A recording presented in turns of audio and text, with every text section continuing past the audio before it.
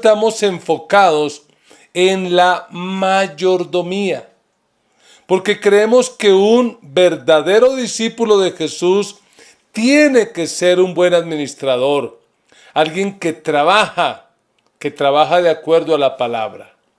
Y quiero empezar contando una historia. Se cuenta que Jaimito, después de su último día de estudio, llega a donde su papá y le dice: papá, he decidido colaborar con la economía de la familia. Y el papá le dice: qué bueno, ¿y eso de qué manera? Jaimito le dice: papi, ¿te acuerdas que cuando empezó el año académico, tú me prometiste que si lo ganaba, me ibas a regalar un celular de 500,000 pesos? El papá dijo: claro que lo recuerdo. Y el niño dice: pues papá, te he hecho ahorrar esa platica, porque el año, mire, se lo tiró. También se cuenta de otro niño que llega a donde la mamá y le dice: mamá, viendo que la economía está tan complicada, hoy yo he querido aportar a esta casa. Y la mami le dice: ¿de verdad? ¿Y qué hiciste? Dijo: pues imagínate que me vine corriendo detrás de un bus y me ahorré los 2,500 pesos. Y la mamá le dice: usted sí es tonto. Se hubiera venido corriendo detrás de un taxi y nos habríamos ahorrado 20,000 pesos. Chistes flojos de su pastor, ¿cierto? Nada que cambie al pastor. Ni la pandemia le ha ayudado para eso. Pero les he contado eso porque hoy quiero que enfoquemos nuestra atención en la necesidad del ahorro. De eso quiero que hablemos, de la necesidad del ahorro. Ese será nuestro tema. Y bueno, recuerdo a un predicador muy famoso de siglos anteriores, Juan Wesley. Y cuando Juan Wesley predicaba, él dijo que la actitud de un verdadero cristiano frente al dinero debería ser 3 cosas. Debería ganar todo el dinero que pudiera. Debería ahorrar todo el dinero que pudiera. Y debería dar todo el dinero que pudiera. Es decir, trabajar, ahorrar y dar. Y hoy nos vamos a enfocar en la necesidad del ahorro. Usted que toma apuntes, coloque ese título a la reflexión de este día. La necesidad del ahorro. Y la verdad es que pensando en estas palabras de Juan Wesley, digo, ¿cuántos problemas nos ahorraríamos los cristianos si aplicáramos estas 3 verdades a nuestra vida? Si aplicáramos este principio de trabajar, de ahorrar y de dar, indudablemente no estaríamos tan afectados por la escasez, por la deuda, por la frustración, por la pobreza. Así que hoy les quiero proponer algo. Les quiero proponer que respondamos a una pregunta. Y la pregunta es: ¿cómo tener libertad financiera? ¿Cómo podemos nosotros como cristianos tener libertad financiera? Y la razón es esta: el ahorro conduce a la libertad financiera. Y si estás escuchando este mensaje con alguien, dile de manera firme y amorosa, dile: el ahorro conduce a la libertad financiera. Es decir, debemos ahorrar. Y a la luz de unos textos bíblicos, quiero que consideremos por lo menos 3 acciones que nos van a ayudar a tener libertad financiera. Y la primera acción que quiero que quede en su corazón es esta: para tener libertad financiera es necesario renunciar al derroche. Tenemos que renunciar al derroche. Y lo que yo quiero compartir en esta tarde, pues son 3 actitudes referentes al ahorro. Uno de ellos será el derrochador, otro será el acumulador y otro será el sabio. Y lo que yo quiero es que al terminar esta enseñanza, usted tome una postura. ¿Cuál va a ser usted? ¿El derrochador, el acumulador o el sabio?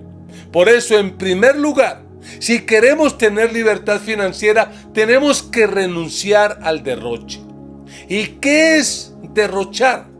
¿Qué será el derroche?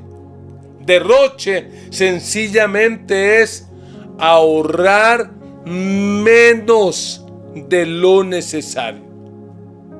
Derrochar es sencillamente el gasto excesivo e innecesario de fuerza, de talentos, de tiempo, de recursos, de dinero. Eso es derrochar. Y la Biblia dice en el libro de Proverbios, el libro de sabiduría, capítulo 21, versículo 17. Preste atención a este texto. Dice: el que ama el placer se quedará en la pobreza. El que ama el vino y los perfumes jamás será rico. ¿Lo leíste? Lo que dice este texto es que el derrochador sencillamente es alguien que ama el placer, que ama la buena vida. Y no me tomes a mal, porque realmente no es malo el placer, no es malo el perfume, no es malo eso. Lo que está mal es sencillamente gastar más de lo que se gana. Porque si usted tiene cómo darse esos gustos, pues hágalos. Pero el problema es que hay muchos cristianos que por falta de dominio propio se endeudan e incurren en ciertas prácticas sencillamente porque aman el placer, porque aman la buena vida. Y los derrochadores por naturaleza no saben lo que es el dominio propio. Un derrochador es impaciente por naturaleza. Un derrochador es aquel que opta por endeudarse sin medir las consecuencias. Y mira, cuando hay un derrochador, no hay plata que alcance. Recordemos la parábola del hijo pródigo. Esa famosa parábola donde la Biblia dice que un muchacho recibió una herencia de su papá. Y lo que uno puede presumir es que fue una tremenda herencia, tremenda riqueza, probablemente la que este hombre recibió. Pero ¿qué dice esa parábola? Dice que después el hijo menor juntó todo lo que tenía y se fue a un país lejano. Subraye esto en su Biblia. Allí vivió desenfrenadamente y óigalo, derrochó su herencia. Y cuando ya lo había gastado todo, sobrevino una gran escasez en la región y él comenzó a pasar necesidad. Esa es la historia de muchos, sea porque tengan una herencia, sea porque reciban mucho o poco, sencillamente es porque todo lo derrochan, porque no ahorran nada o ahorran mínimo, pero realmente lo que más hacen es no ahorrar nada y generalmente incurren en la deuda, porque tienen una filosofía como esta: es que la única forma de tener algo es endeudarse. Porque caen en esa trampa que les presenta la publicidad. Disfrute hoy y pague después. Y entonces compran electrodomésticos, viajes y otras cosas y se endeudan hasta el cuello. ¿Qué es lo que pretenden ellos con esta filosofía?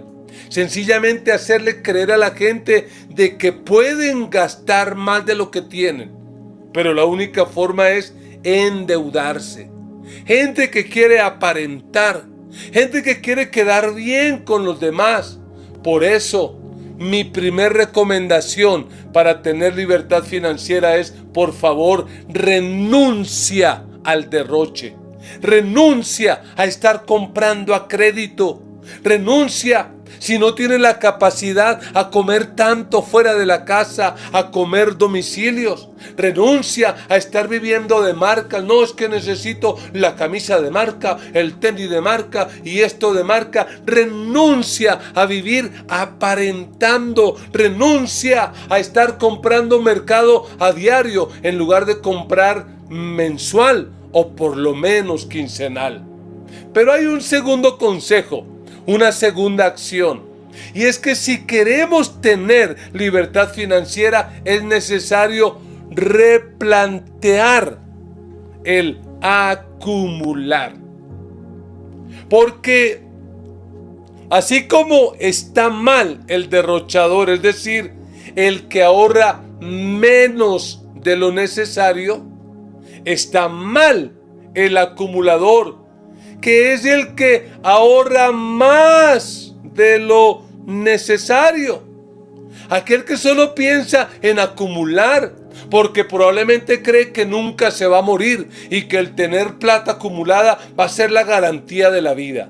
¿Sabe cómo llama la Biblia a esas personas? Las llama idólatras.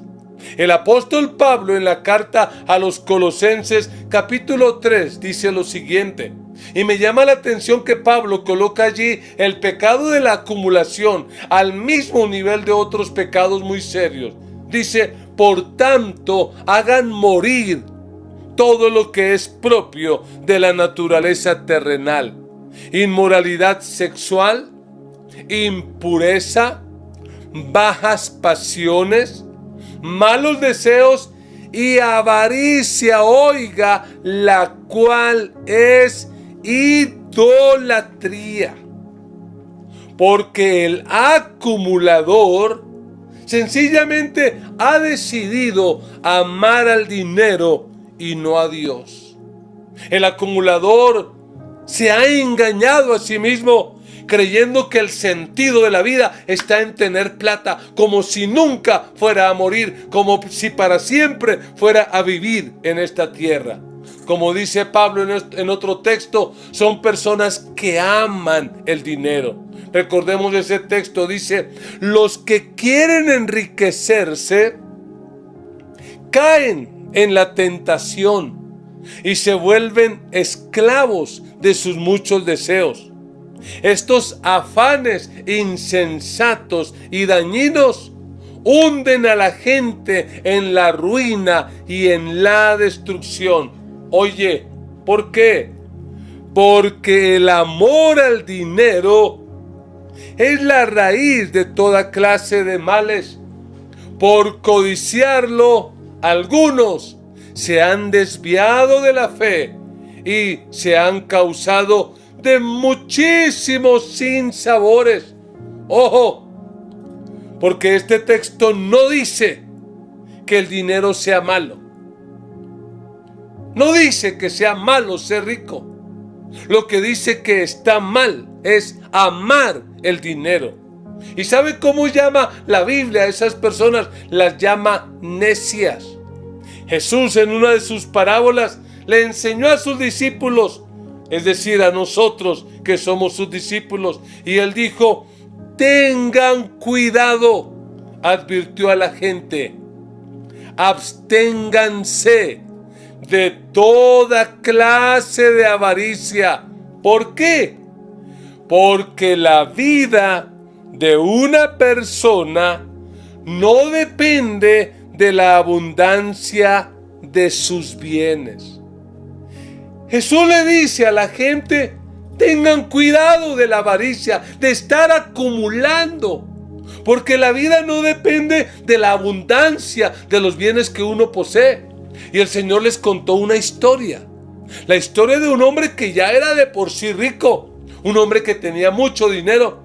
Pero de repente es sorprendido por una cosecha inesperada. El hombre ya es rico, pero la cosecha es abundante. Y el hombre, ante tanta bendición, dice: oiga, ¿y qué voy a hacer? Y se puso a pensar y dijo: ya sé lo que voy a hacer.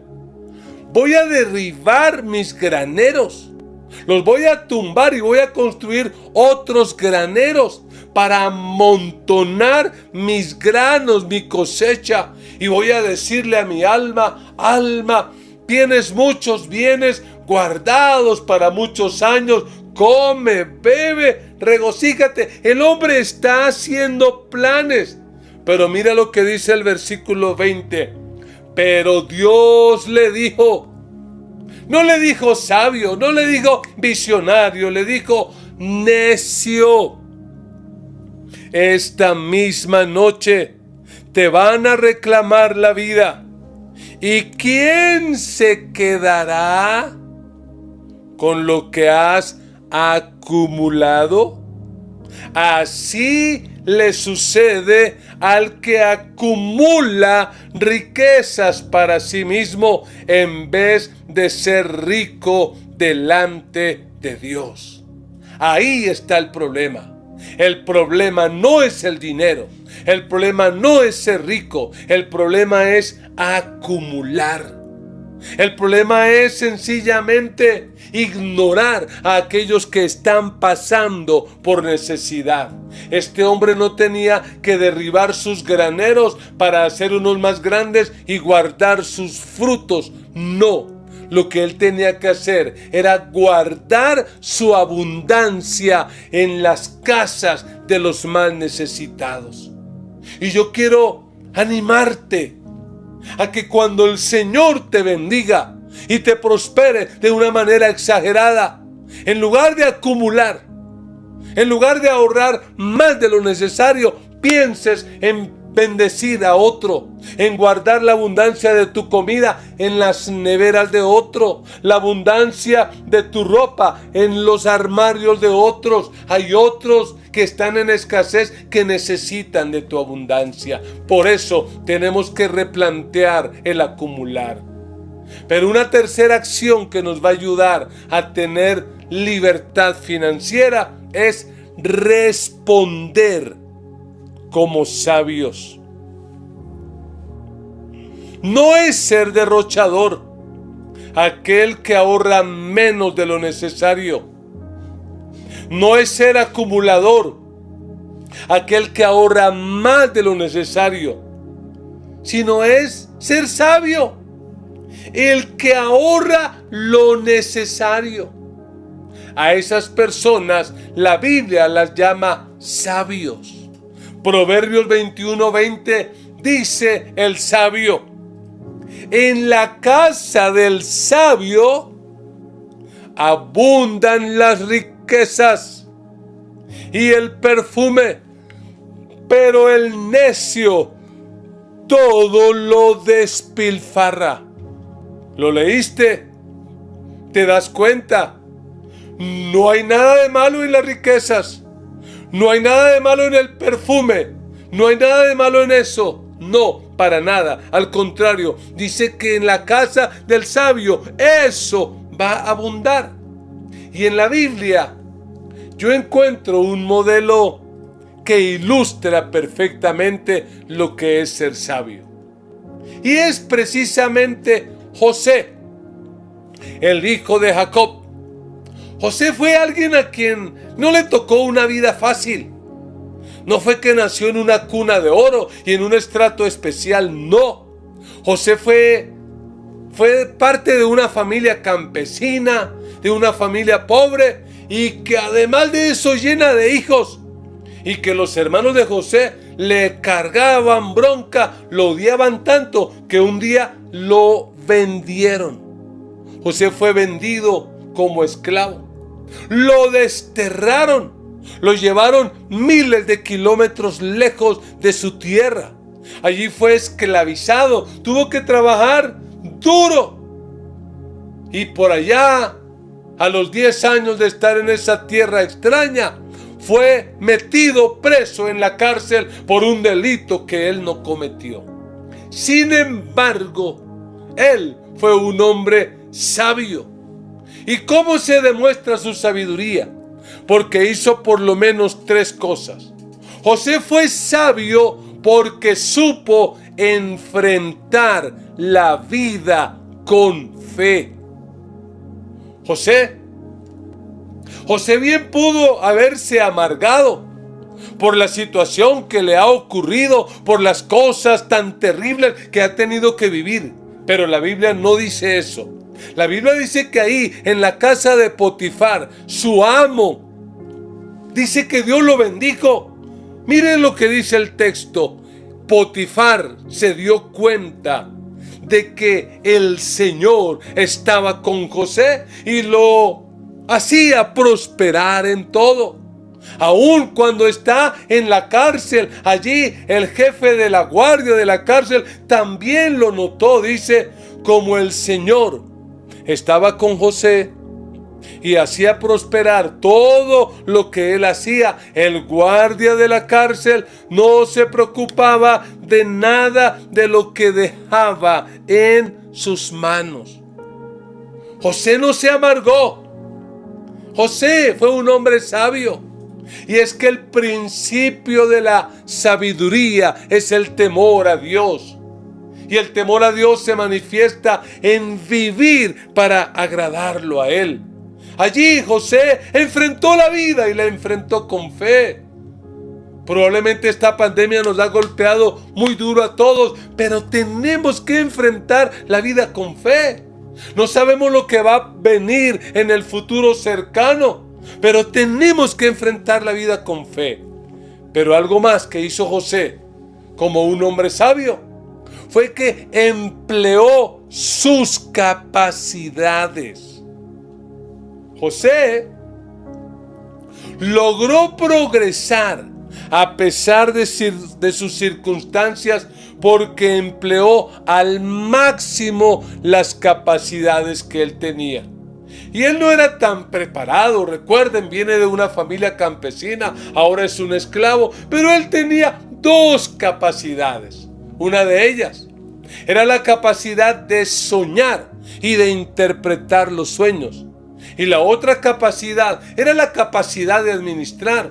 Así lo demostró en la casa de Potifar. Administró todo perfectamente.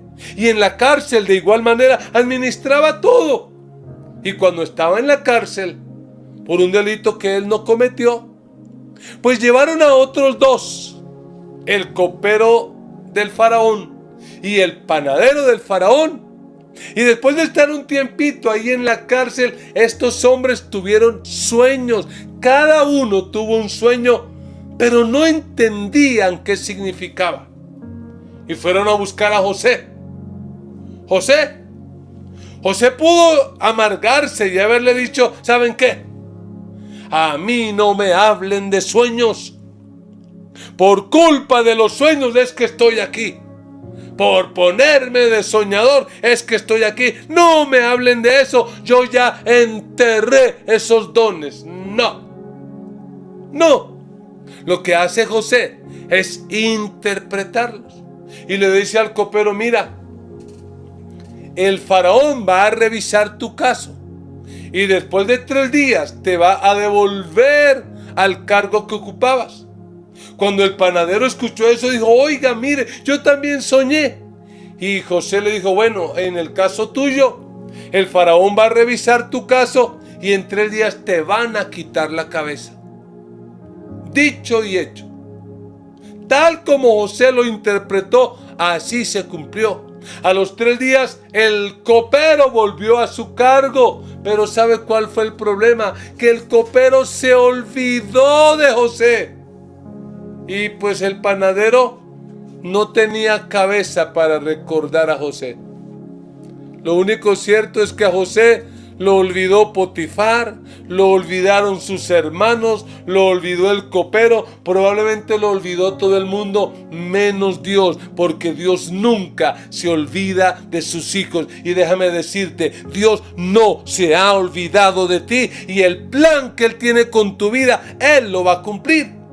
Dios no se olvidó. Por eso, Dios permitió que el faraón tuviera un sueño. Y nadie en el reino lo pudo interpretar, ni los astrólogos, ni los brujos, nadie. Entonces el copero se acordó de José y mandaron traer a José.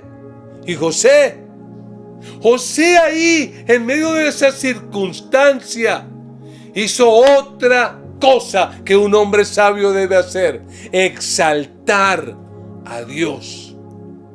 José hizo quedar bien a Dios. Mira un texto, solamente quiero que veamos unos poquitos, pero en el versículo 16, cuando llega delante del faraón, José no dice, bueno, a ver, ¿cuál es el sueño? Yo soy experto. No.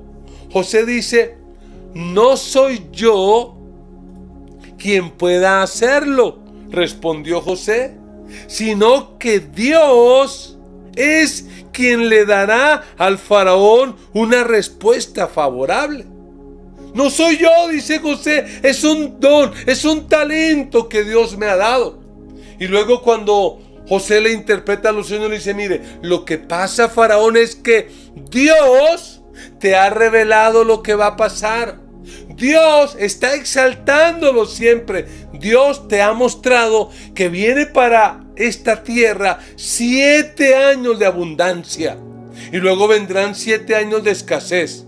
Y la escasez será tan terrible que a menos que se tomen medidas, la escasez hará que se olvide la abundancia. Y el faraón preocupado dice, ¿y qué hay que hacer? Y entonces en el versículo 33 José dice, por todo esto el faraón debería buscar no un derrochador ni un acumulador, dice, debería buscar un hombre competente y sabio para que se haga cargo de la tierra de Egipto. Versículo 34, además el faraón debería nombrar inspectores sobre Egipto para que durante los 7 años de la abundancia, óyelo, recauden la 5ª parte de la cosecha en todo el país. Lo que dice José es, la mejor forma de enfrentar ese futuro tan terrible que se avecina es ahorrando.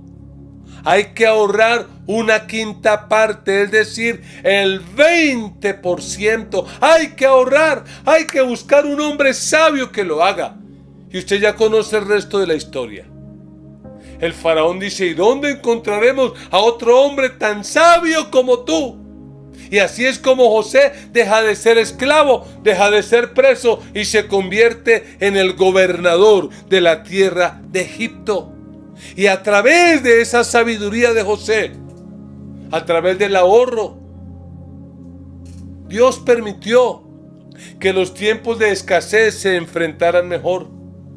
Ese ahorro le trajo a Egipto mayor prosperidad, pero sobre todo el ahorro permitió que el plan de Dios se cumpliera en su pueblo, porque años después sus hermanos regresaron ya que se morían del hambre, y a través de José la vida del pueblo de Israel se preservó.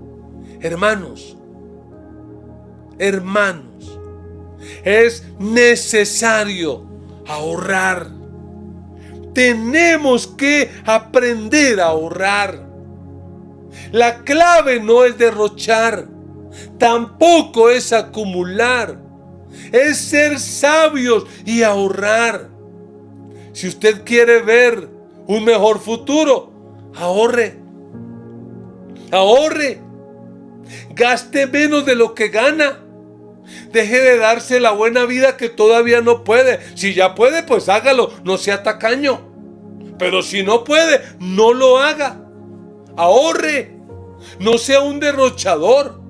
Tampoco sea un acumulador ignorando a los demás. Ahorre, sea sabio, el futuro es incierto. Y con el paso de la vida vendrá la vejez, vendrán problemas de salud y necesitamos estar preparados. Yo le quiero recordar un principio que por años les he enseñado y es el principio 10-10-80. Recuérdalo. El primer 10 es innegociable, es para Dios. El primer 10 es para Dios. Eso es innegociable, eso no lo toques. El segundo 10, tus ahorros. Aprende a ahorrar. De todo lo que te ingrese, dedica una décima parte para ahorrar, para tener proyectos. Y me dirás, pastor, pero tengo deudas. Bueno, entonces paga tus deudas. Pero este 10% es innegociable. El segundo 10, úsalo para pagar tus deudas. Y el resto, el 80, úsalo para comer. Úsalo para todo lo demás que necesites. ¿Y sabe cuál es el reto? El reto es que vayas creciendo. Que un día no solamente le des al Señor el 10, que le des el 20 o yo no sé cuánto. Y que ahorres el 20 o yo no sé cuánto. Eso te va a traer libertad financiera. ¿Quieres unas buenas vacaciones? Pues ahorre. ¿Quieres pagar una carrera, una especialización? Ahorre. ¿Quieres ese televisor que tanto le fascina? Ahorre. Renuncie al crédito. Renuncie a la deuda. El único crédito válido es un crédito hipotecario para poder tener una casa y pagar cuota en lugar de pagar arriendo. Amados, disciplínense. Empiecen a ahorrar, porque el ahorro es la clave para transformar la vida financiera, para salir de la esclavitud y llegar a la bendición. Y probablemente tú que me estás escuchando dirás, no, pastor, usted no sabe mi situación. ¿Sabe? La situación de José fue muy difícil, pero él la enfrentó con fe. Y usted dirá, no, pastor, es que yo no soy tan talentoso, tengo un trabajo sencillo. José era un esclavo, era un preso y aún así progresó, porque lo poco que sabía hacer lo empleó para la gloria de Dios. Y tú dirás, no, pastor, yo he esperado mucho tiempo, mi familia toda ha sido pobre. Tú puedes cambiar esa historia. Toda la familia de José eran pobres allá en Canaán. Al parecer lo mejor que le pasó a José es que sus hermanos lo hubieran vendido. ¿Y qué sabemos nosotros? Si lo mejor que nos ha pasado es esta pandemia y todos los problemas que esto ha conllevado. Quiero decirte, ahorre, ahorre, porque el ahorro es el camino para pasar de la esclavitud a la libertad financiera. Ahorre, ahorre, porque al que en ahorrar persevera, Dios da libertad financiera. Al que en ahorrar persevera, Dios da libertad financiera. Allí donde estás, colócate de pie. Y vamos a hablar con Dios. ¿Cómo quieres ser en la vida en cuanto a las finanzas? ¿Derrochador? ¿Acumulador? ¿O sabio?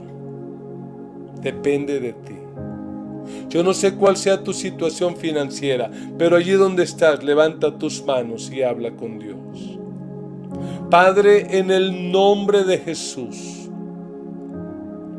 en esta hora te damos a ti gracias. Gracias por tu palabra.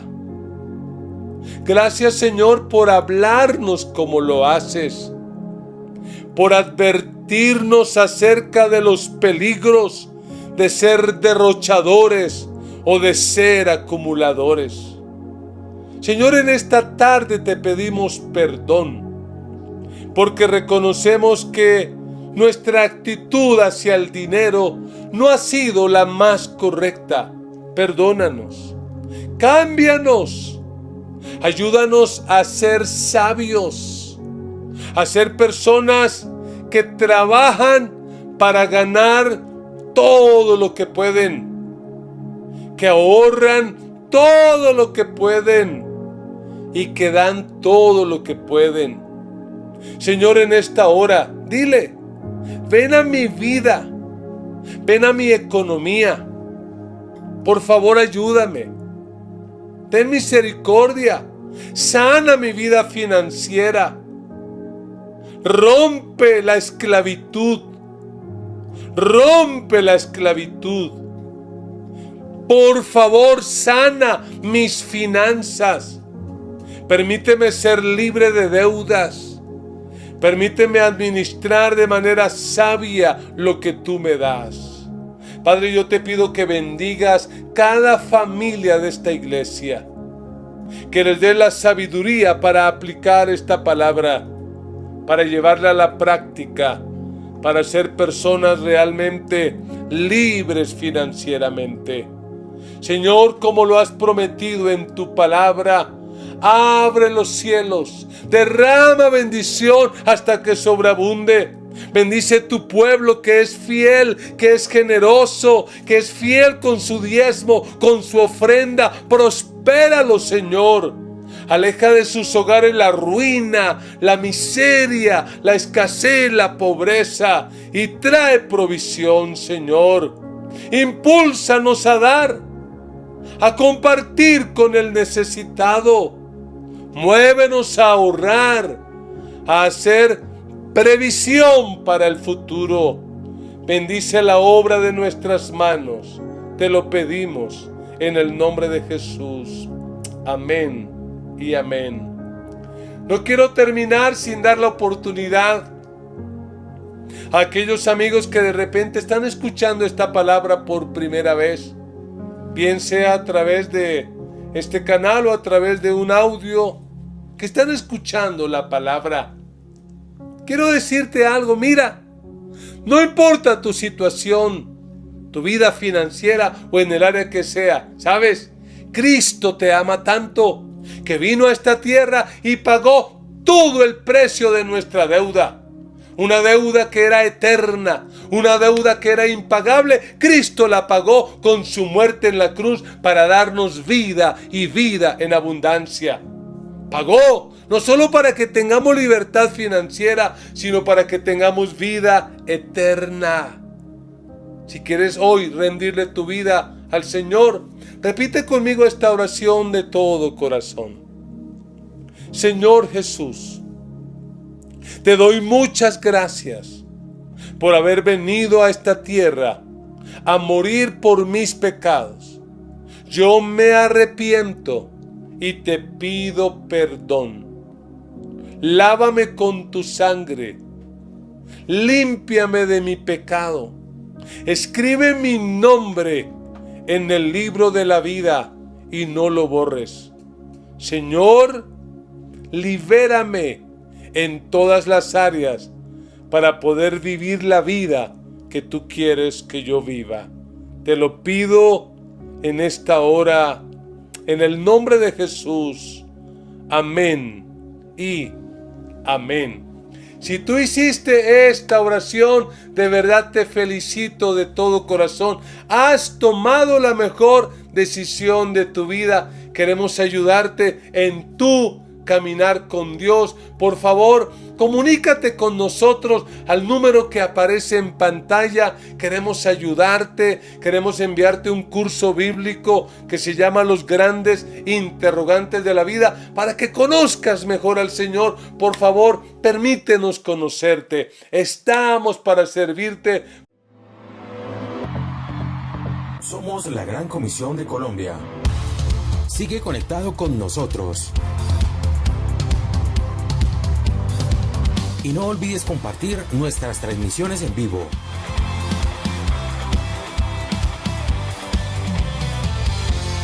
Síguenos a través de nuestras redes sociales, YouTube, Instagram y Facebook. He puesto mi confianza solamente Porque somos discípulos que hacen discípulos. en mi interior. Permaneceré contigo. Síguenos a través de nuestras redes sociales. Soy aquel que vuelve a Ten presente que cuentas con nosotros. Comunícate ahora mismo al 314-297-4144. Señor. No soy aquel que Gracias por estar todo el tiempo conectado y sigue disfrutando de nuestros contenidos y la palabra de Dios a través de las herramientas tecnológicas. Muchas gracias.